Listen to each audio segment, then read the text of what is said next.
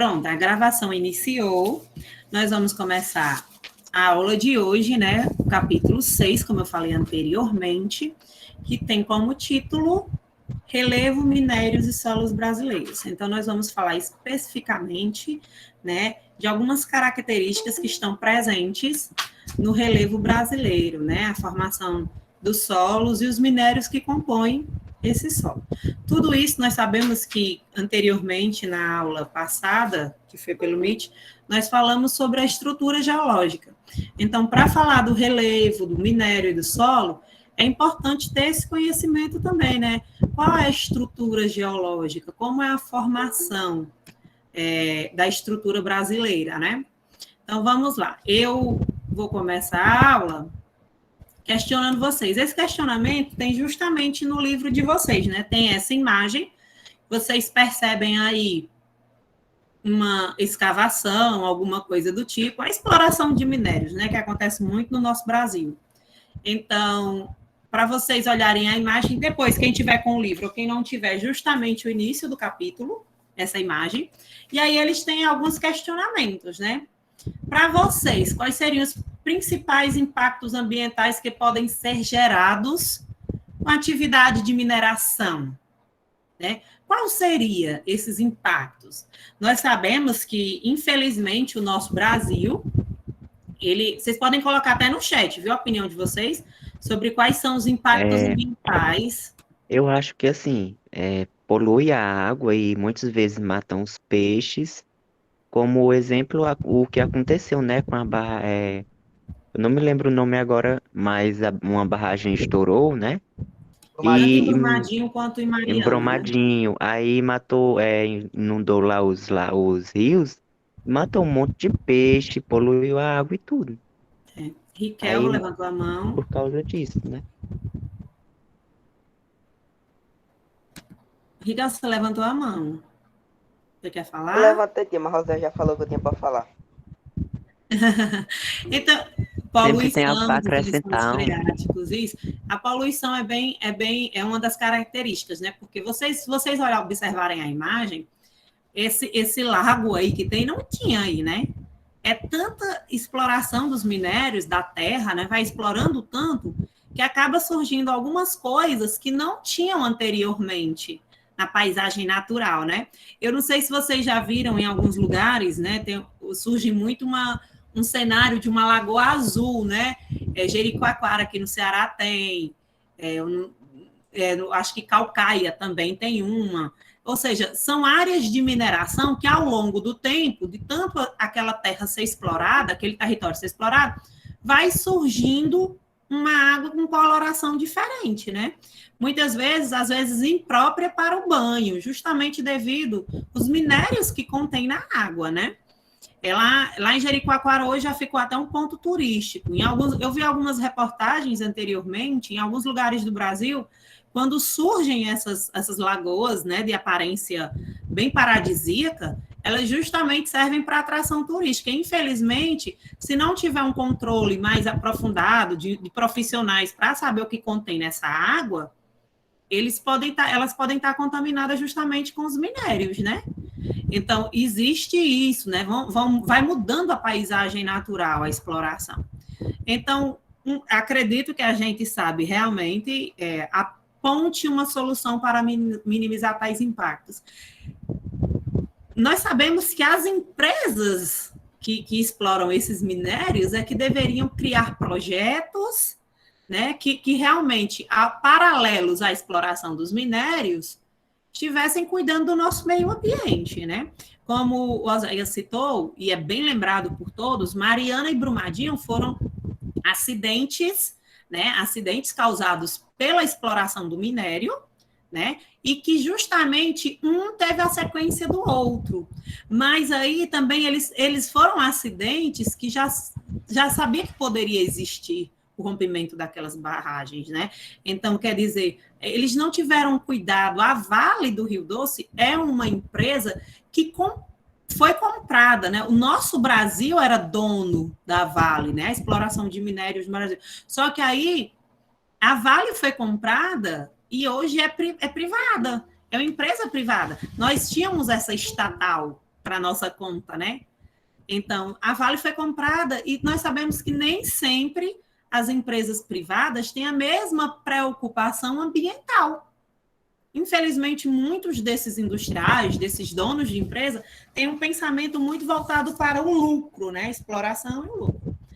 Que aí vale reflexão, né? Infelizmente, é o que acontece no nosso Brasil e no restante do mundo, né? Não aqui só no nosso Brasil. O meio ambiente sempre é o que perde nessa situação. É como aquela história, né?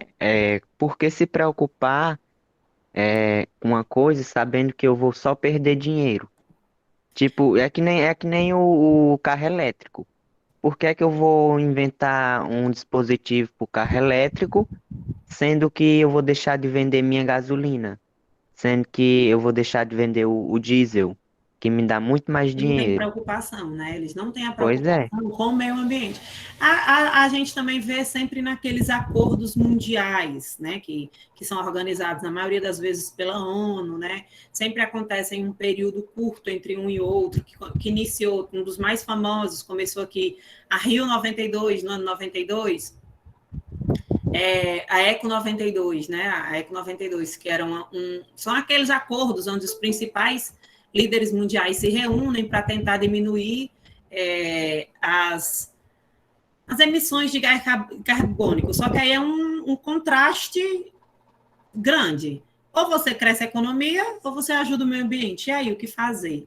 E esses acordos é o que muitas vezes poderiam nos salvar, mas os líderes mundiais preferem ainda o crescimento da economia, né? E é uma realidade em muitos países. E aí a gente vai chegar agora no panorama geral do relevo brasileiro, né? Como se configura o relevo do nosso Brasil, né? Como é o relevo brasileiro, né? As características, né? Predominam os planaltos de baixa altitude, né? Que é a maioria, até 1.200 metros, e as depressões. O relevo brasileiro, gente, não possui grandes altitudes, ou seja, vamos lembrar aí um pouco da nossa aula passada, falar um pouco das placas tectônicas, né? Vocês lembram que o relevo brasileiro, o Brasil, né? O nosso continente, o sul-americano, principalmente o nosso Brasil, vamos lembrar do nosso país, ele está localizado justamente em cima de uma placa tectônica, né? A placa tectônica sul-americana. Ou seja, ele não está entre os encontros de placa, ele está em cima. É como se o Brasil... Por isso que o Brasil não sofre tanto com esses fatores internos de modificação do relevo. O Brasil está em cima de uma placa tectônica e que não sofre tanto como outros países do mundo. Vocês lembram que na aula passada, até na gravação, eu coloquei aquele link dos vídeos, né? Como a formação, né? Que acontece o vulcanismo, né? Quando está um encontro das placas tectônicas. Vocês lembram, né? Aquele vídeo maravilhoso que faz essa demonstração de como forma o relevo a partir do encontro das placas tectônicas, né? E aí, o Brasil, por se localizar em cima de uma placa tectônica, ou seja, bem em cima, bem no centro da placa sul-americana, o Brasil não sofre muito com os agentes internos, né? Ele não sofre, os endógenos, né? Os agentes endógenos, os internos. O Brasil tem mais uma mudança externa do que interna, ou seja, o relevo brasileiro é antigo. O relevo brasileiro é muito antigo, é como se fosse acabadinho, né? Um relevo que sofreu tanto com os agentes externos, que aí as poucas altitudes que ele tinha, com esses agentes externos, esses agentes internos ainda foram modificando mais ainda o relevo. Então, ele é antigo, em geral, do período pré-cambriano, né? E que vem sofrendo ataques dos agentes de erosão há milhões de anos. Ou seja, ele vem principalmente mudando a sua configuração externa. É um relevo antigo, que comparado a outros lugares por aí, vocês sabem, lembram aí do vídeo das placas tectônicas? Quanto mais choques entre as placas tectônicas, mais desdobramentos modernos vão surgindo, né? Existem mais altitude surgindo com aqueles choques. Só que como nós não temos esse incidência, né, de encontros da placa tectônica, porque nós estamos justamente em cima, bem no centro da placa sul-americana, a gente não tem os abalos sísmicos, não temos o vulcanismo, graças a Deus, né? A gente não sofre com esses agentes internos, então, uma questão positiva. E aí, o que é que nós temos aqui no Brasil, né? Planalto, planícies, no relevo brasileiro. Quando a gente fala em relevo, gente, a gente tem que lembrar a forma. Como é o formato, né, desse relevo? Então, nós temos muito planalto, planícies e depressões. São as principais formas do relevo. O Brasil não apresenta cadeias de montanhas ou dobramentos modernos. Como o próprio nome diz, dobramentos modernos são aquelas formações de relevos mais recentes, né? E pela localização do nosso país, isso não possibilita que exista no nosso país. Então, eu trago o exemplo, né, da lista dos nossos principais pontos de altitude, né? Aqueles pontos mais altos do Brasil, né? Quais são os pontos mais altos do Brasil, né? Conhecido Pico da Neblina, que se localiza no extremo norte, ou seja, bem lá na região norte, mas bem no extremo mesmo, já com a divisa com outros países, né? E ele tem quase 3.000 metros de altitude, né? Pico 31 de Março, também na região norte do Brasil, né? E outros aí que a gente vai vendo, né, entre a região norte e o sudeste brasileiro. Então, essas altitudes brasileiras são pequenas comparadas a outras, então, outras no mundo, né? Por isso, justamente pela localização do nosso Brasil, dentro da perspectiva das placas tectônicas, o Brasil não tem os desdobramentos modernos, ou seja, aqueles pontos de muita altitude, né? Acho que vocês já sabem bem da questão, né? O Pico da Neblina, Pico 31 de Março, Pico da Bandeira. Tia, com licença. Por que é que esses picos, eles têm um nome tão estranho, tipo Pico da Agulha Negra, É o Pico batizado, né? 31 de Março.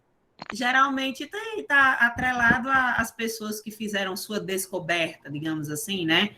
Ou a contabilização das suas altitudes, né? Eles têm referência ao contexto cultural também, ao contexto da descoberta, né? Geralmente as nomeações estão sempre atreladas a isso, né? Quem foi o pesquisador, quem foi a equipe, o período que foi descoberto, né? Geralmente eles estão, ou então a cultura do lugar, né? As características desse planalto, como se caracteriza, né? Como se caracteriza, desculpem. Então, geralmente fica atrelados a isso, né? Tem que ter algum motivo de acordo com a sua percepção de quem ou descobriu, ou então começou a trabalhar nele, né? Geralmente são assim. Vamos lá. Aí, quando a gente fala um pouco sobre a estrutura geológica do Brasil, né? A geologia do Brasil, a gente vai trazer escudos cristalinos formados por rochas magmáticas e metamórficas da era pré-cambriana, quase 36%, né? Deixa eu adicionar aqui um colega. Só um momentinho, gente, viu? Só um momentinho aqui, um segundo.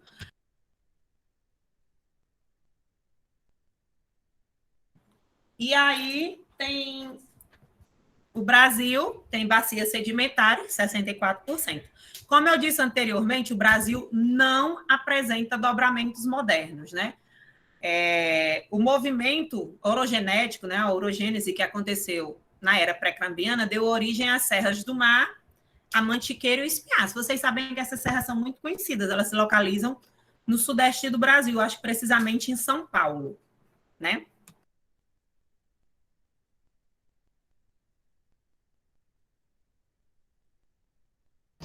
E aí, vamos para o próximo ponto. Aí vocês podem perguntar, mas tia Carol, como era que como é que quem fez essa caracterização do relevo brasileiro, né? Quem começou a dizer assim, isso aqui é isso aqui, essa altitude, como o Oséias teve a curiosidade de saber do nome, mas aí vocês poderiam pensar assim, o contexto histórico, quem começou a pesquisar sobre esse relevo, quem começou a nomear, né, ou pelo menos mostrar questões científicas, o relevo brasileiro. Isso é muito recente, viu? Diga-se de passagem. Mesmo o relevo brasileiro, né, a estrutura geológica do Brasil ser bastante antiga, né, como eu disse anteriormente, e essencialmente composta de escudos cristalinos e bacias sedimentares, não tem dobramentos modernos, mas o estudo desse relevo é muito recente, né? Ele vem de meados do século XX, então é muito recente, né? E aí fica a critério de 3 geógrafos, né? Três pesquisadores, né? Justamente são 3 professores paulistas, né? Só foram, desculpa, não professores paulistas, eu não sei de onde eles são, mas eles são professores da USP, né? Eles foram professores da USP, trabalharam na USP, e aí eles foram as pessoas que... Só um segundinho, adicionar outra pessoa aqui.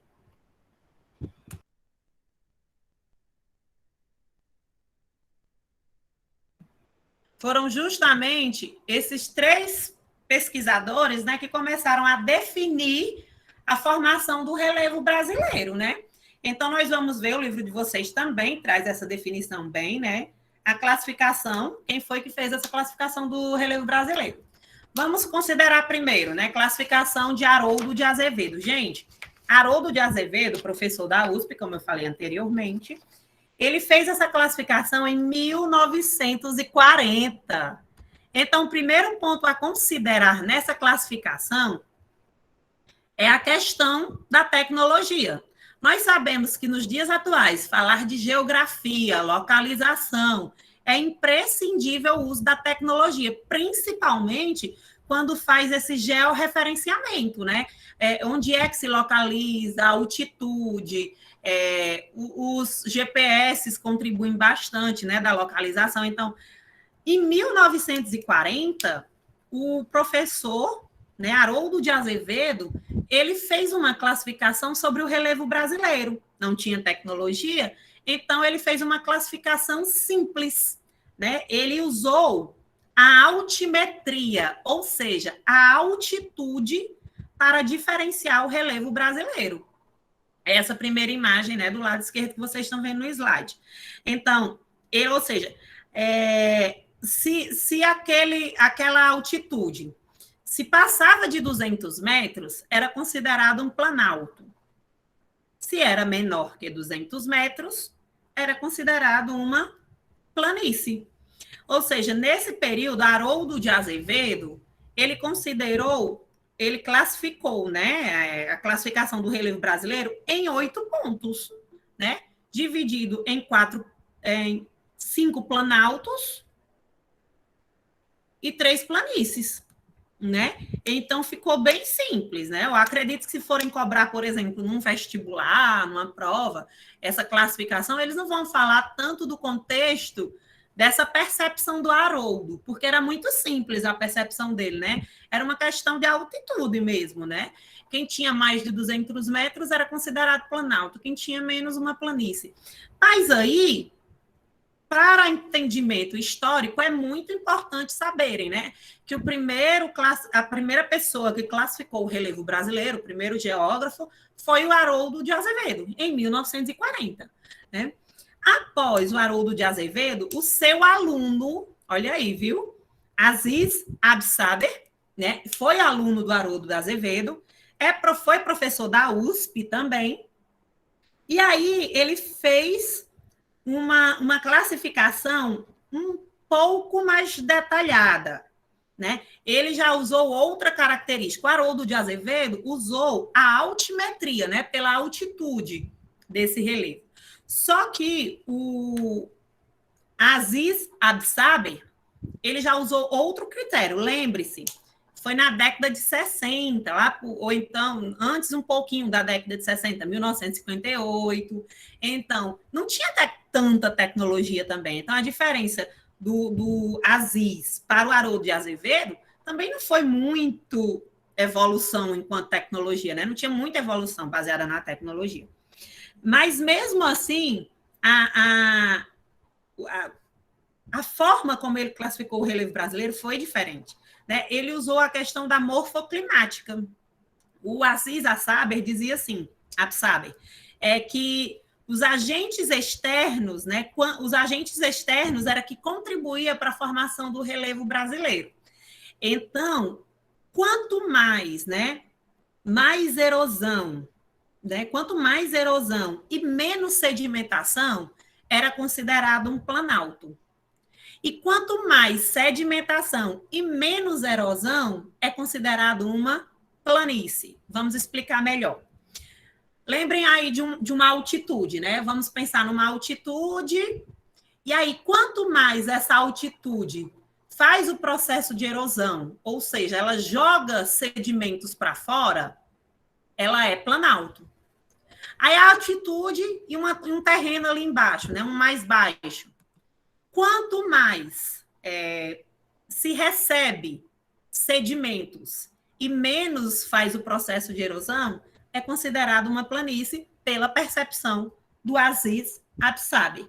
Então, não mudou muita coisa diante da classificação do Haroldo de Azevedo, mas o Brasil passou agora a ter 10 pontos, né, de planaltos e planícies. Né? Aumentou mais 2, né, para a gente entender melhor. Passando essa década, né, de 60 e lá para os anos 70, vem o Jurandir Ross. Jurandir Ross também foi aluno do Aziz Absaber, ou seja, tem aí uma corrente de professor e alunos, né? Haroldo de Azevedo, em 40, foi professor do Aziz Absaber. Aziz Absaber foi professor do Jurandir Ross. O Jurandir Ross já contava, né, com uma ajuda melhor, uma ajuda da tecnologia. O projeto Radam Brasil, na época, ele fez imagens aéreas do Brasil. Então, para ele teve que viajar pelo Brasil para ter noção de planaltos e planícies? Teve. Só que na época do Haroldo de Azevedo, o Haroldo de Azevedo só conseguiu fazer essa classificação viajando. O Aziz Absaber também teve que viajar muito. Só que já na época do Jurandir Ross, na década de 70, ele já teve ajuda de imagens aéreas. Então, ele não precisou viajar tanto. Ele foi um pesquisador que ficou mais sentado no seu escritório e conseguiu dados mais precisos, né? Porque na época tinha o projeto Radam Brasil, né? O projeto Radam. Ele foi responsável nos anos de 1970 e 1980, né? Pelo levantamento dos recursos naturais de todo o território brasileiro. Isto é, todo o acervo técnico produzido pela equipe desse projeto encontra-se atualmente incorporado ao IBGE, ou seja, naquela década ele já fez um levantamento bem técnico do relevo brasileiro, e isso facilitou a classificação do Jurandir Ross. Né? Então, o Jurandir usou não a questão altímetra, como o Haroldo de Azevedo, nem só a morfoclimática do Aziz, né? Ou seja, juntando tudo, as percepções dos anteriores a ele, né, dos percussores dele, ele usou a questão do morfoclimático, a morfoestrutura e a morfoescultura, né? Então, tudo que contribui para essa formação. E aí, ele não só classificou no Brasil como planaltos e planícies, ele também atribuiu outro termo para o nosso relevo, as depressões, que vocês com certeza já ouviram falar das depressões, né? Que são aquelas áreas mais baixas. E aí o Jurandir Ross, diferente do Haroldo e do Aziz, que tinham classificado o relevo brasileiro bem com menos planaltos e planícies, o Jurandir Ross agora faz 28 classificações, né? Entre planaltos, planícies e depressões. Né? O Jurandir Ross amplia, né? A gente tem que estudar agora muito mais classificações, né? sobre o relevo brasileiro, mas aí foi justamente uma classificação bem mais detalhada, né, também pela questão dos recursos que ele tinha, que foram bem melhores. Esses 3 geógrafos, como eu disse anteriormente, são da USP. O Jurandir Ross, ele é professor da USP ainda, né? Ele é bem mais recente, chefe de departamento e tudo mais lá na USP, e por isso a classificação dele é bem mais atual. Ah, Carol, mas o Brasil é antigo, é uma estrutura geológica antiga, geologia totalmente antiga, e os pontos altos? Então, os pontos altos são focados justamente no sudeste do Brasil e no extremo norte do Brasil, lembrem-se. O extremo norte, já fazendo divisa com outros países sul-americanos, e o sudeste do Brasil. Então, existem esses 2 pontos distintos no nosso país que têm altitudes bem maiores. Eu vou trazer para vocês agora um vídeo sobre os minérios brasileiros. Curtinho, vocês sabem que eu não gosto de vídeo longo, né? Vídeo bem curto. E aí vai ser rapidinho. Deixa eu parar aqui a apresentação e botar outro.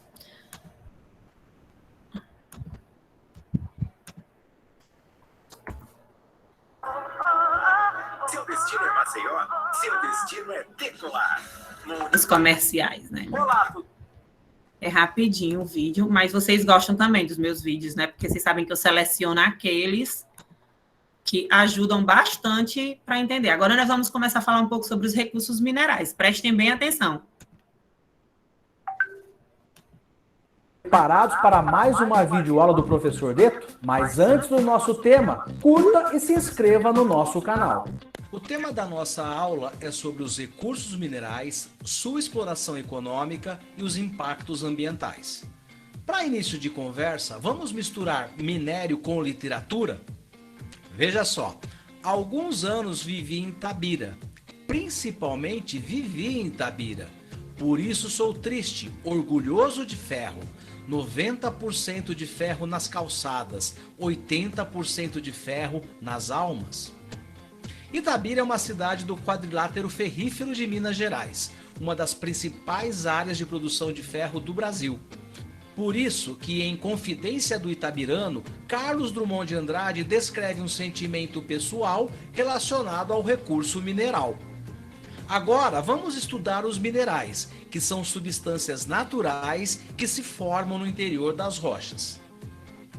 Eles podem ser metálicos, como ferro, manganês, alumínio, cobre, chumbo e ouro, ou não metálicos, como petróleo, carvão mineral, areia, cascalho, enxofre e potássio. O termo minério é usado para o mineral explorado economicamente. Agora, vamos conhecer as principais áreas de mineração no Brasil. O quadrilátero ferrífero em Minas Gerais é a principal produtora de minério de ferro do país. A sua produção atende tanto o mercado interno como também a exportação.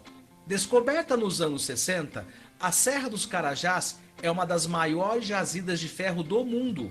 A grande distância das siderúrgicas e a baixa qualidade do minério são os entraves da exploração do minério de ferro no maciço do Urucum, no Mato Grosso do Sul. O manganês é encontrado na Serra dos Carajás e no maciço do Urucum. As jazidas brasileiras representam 10% das reservas mundiais. O ferro e o manganês são fundamentais para a produção do aço, uma importante liga metálica utilizado em diversas indústrias metalúrgicas. O Brasil também tem a terceira maior jazida de bauxita do planeta Terra. As principais reservas estão em Oriximiná, no Pará, e em Poços de Caldas, em Minas Gerais. A transformação deste recurso em alumínio ocorre pelo processo de eletrólise. O alumínio está presente no nosso cotidiano. Os estados de Rondônia e do Amazonas são responsáveis por 11% das reservas mundiais de estânio, principal minério da cassiterita. Um dos seus usos é a produção de folhas de Flandres, usada na produção de latas de conserva. As reservas de chumbo brasileiras são reduzidas. Extraído da galena e usado na fabricação de baterias e isolantes para raio-x. Seus maiores produtores são Minas Gerais, Bahia, Paraná, Rio Grande do Sul e São Paulo. O cobre é utilizado na construção civil e na fabricação de cabos e fios condutores de eletricidade. O Brasil tem 1% das reservas mundiais. Bahia, Pará e Goiás são os maiores produtores. Minas Gerais é responsável por quase metade da produção do ouro explorado no Brasil, seguido de Goiás, Mato Grosso e Bahia. Além de ser uma reserva de valor, ele é aplicado na indústria eletrônica e na produção de joias.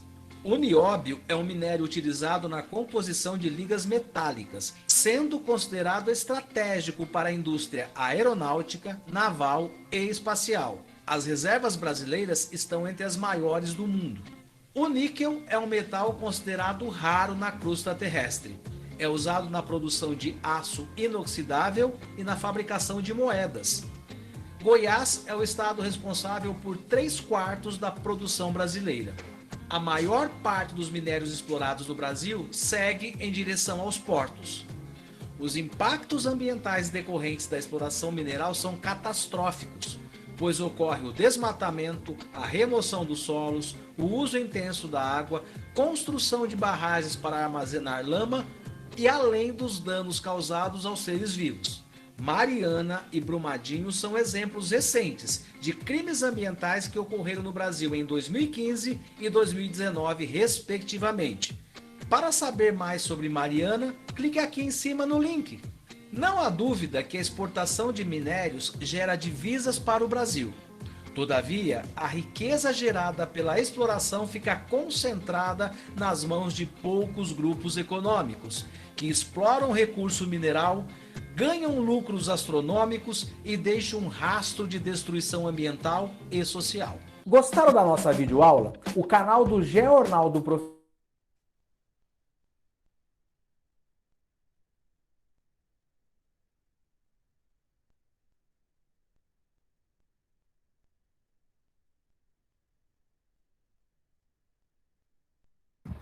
Esse vídeo é muito bom, né?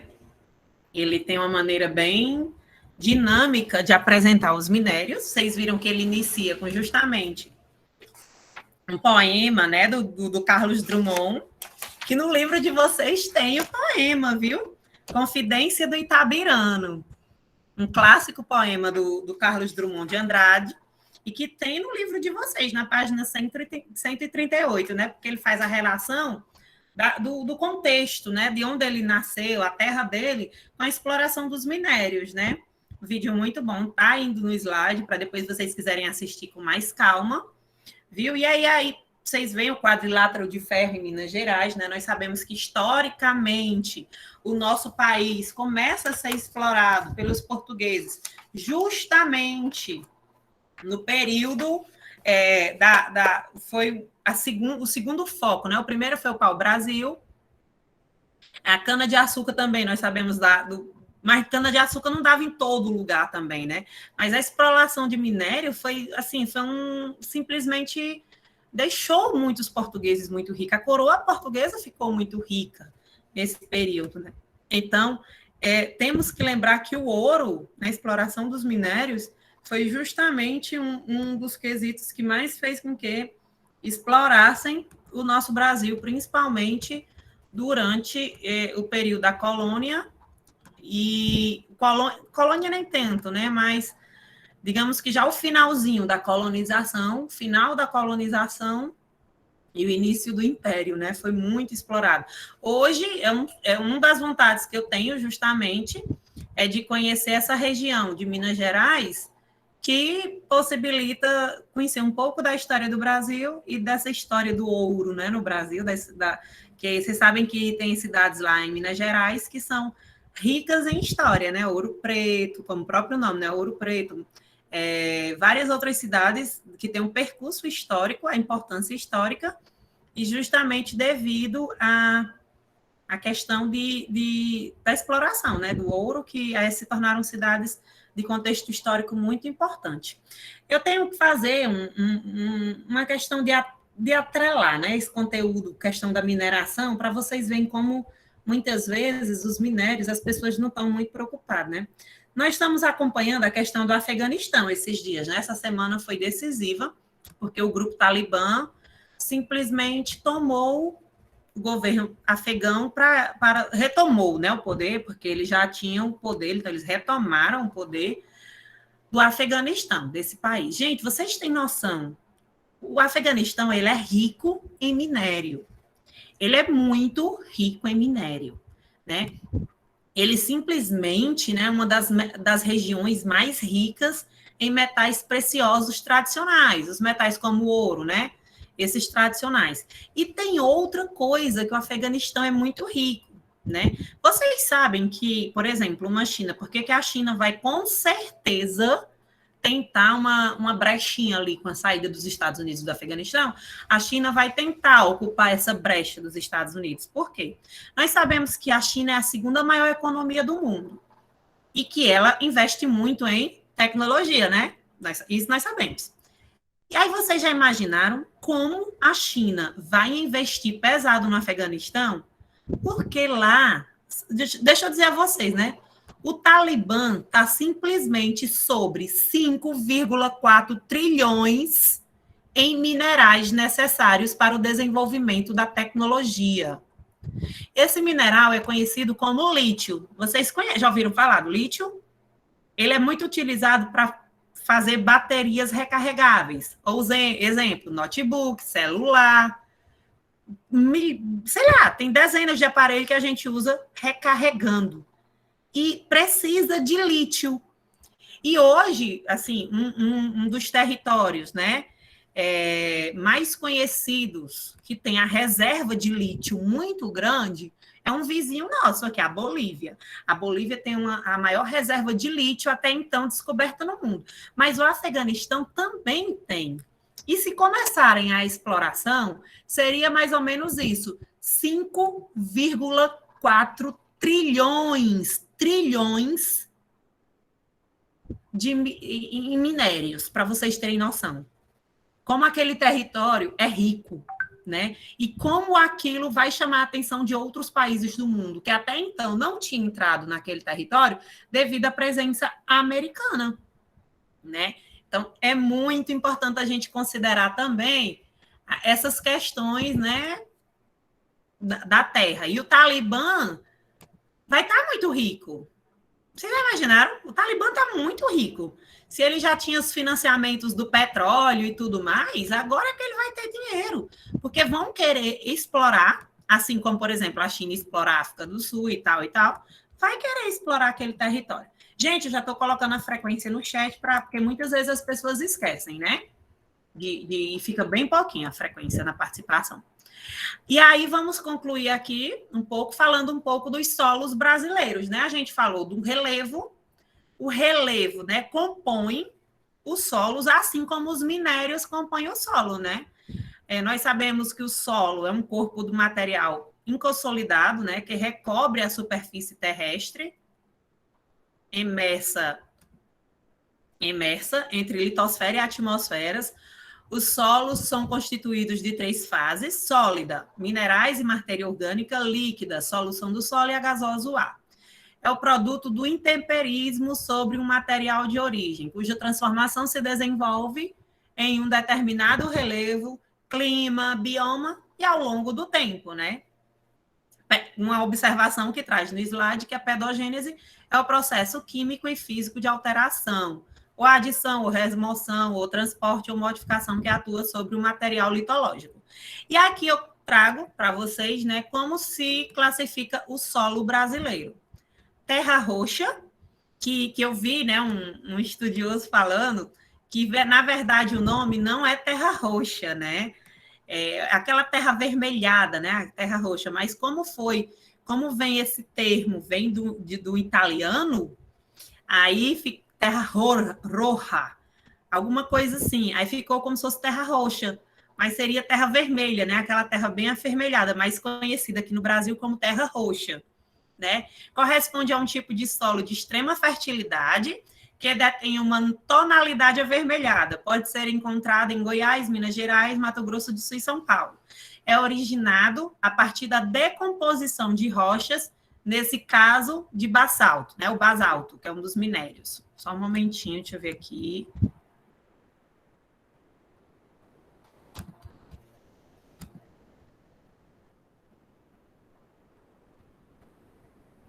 Oi, David e José Vinícius. Vocês colocaram um pontinho? Querem falar alguma coisa? Foi pra subir a frequência pra cima, tipo, porque tava tá o nome bom. do povo. Estou entendendo. Massapê, né? Massapê é um solo encontrado principalmente no litoral nordestino, constituído a partir da decomposição de rochas em características minerais de ganacis de tonalidade escura, calcários e filitos. Corresponde a um tipo de solo de extrema fertilidade, que detém uma tonalidade avermelhada também, né? Pode ser encontrado em Goiás, Minas Gerais, Mato Grosso do Sul e São Paulo. É originado a partir da decomposição de rochas e, nesse caso, de basalto. E aí nós temos o salmourão, é um tipo de solo encontrado ao longo das regiões sul, sudeste e centro-oeste brasileiro. É constituído pela fragmentação de rochas granitícias e ganacés. Aluviais é um tipo de solo formado em decorrência da sedimentação em áreas de várzea ou vales. É possível de ser encontrado em diversos pontos do país, né? Nós sabemos que, infelizmente, existe um processo de degradação do solo brasileiro. O solo brasileiro sofre muito com a degradação. Já mandei a frequência, mas vou mandar de novo. O solo brasileiro sofre muito com a degradação, né? Infelizmente, o crescimento demográfico, né, forma uma relação indesejada. Portanto, o uso e a preservação do solo deve ser a meta de qualquer sociedade racional. É o que a gente iniciou a nossa fala no início da aula, que, infelizmente, as pessoas, às vezes, não pensam na importância da questão do solo e aí vão fazendo, do meio ambiente, no geral, né? E vão fazendo o uso indevido dessas terras. E aí, na próxima aula, deixa eu parar a apresentação e a gravação. Na próxima aula, eu vou dar um foco também maior na questão do solo